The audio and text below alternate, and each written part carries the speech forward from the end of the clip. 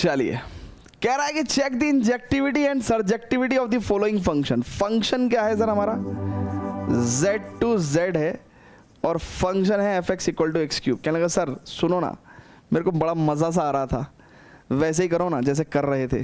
क्या सर वो arrow diagram बनाओ ना। चल मेरे भाई बना देता हूँ।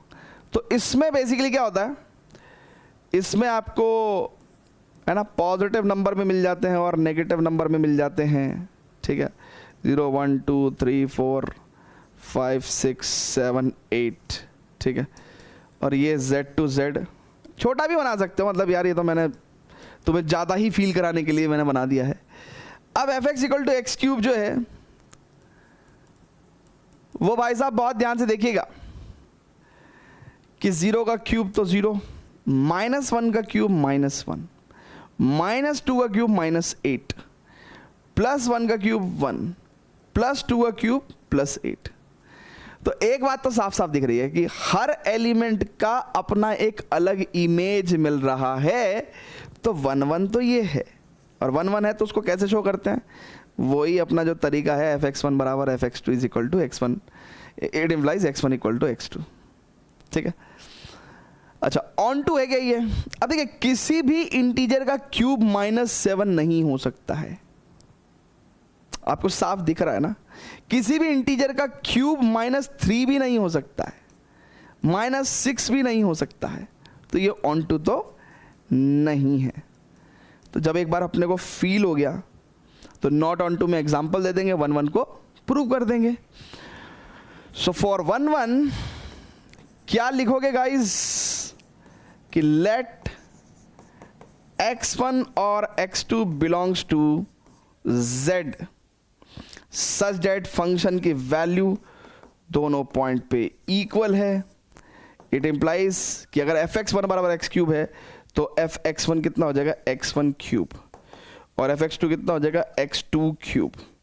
और दो इंटीजर्स के अगर क्यूब इक्वल हैं, देखिए जब दो इंटीजर्स के स्क्वायर इक्वल थे तो दो इंटीजर इक्वल नहीं थे। -2 और 2 का स्क्वायर इक्वल था लेकिन -2 और 2 इक्वल नहीं था। लेकिन दो इंटीजर्स के जब क्यूब इक्वल होते हैं तो दो इंटीजर्स ऑलवेज इक्वल होते हैं, ठीक है सर, राइट। तो हेंस 1 1, हेंस 1 1 राइट है क्या, प्लीज जल्दी से बता दीजिए ना, ठीक है। यस अब नॉट ऑन टू के लिए क्या बोलेंगे कि क्लियरली, है ना। फॉर ऑन टू के लिए यहां पे क्या लिख देंगे, क्लियरली सर y का वैल्यू अगर मैं -3 ले लूं, -3, right. So clearly y equal to -3 belongs to z which is codomain.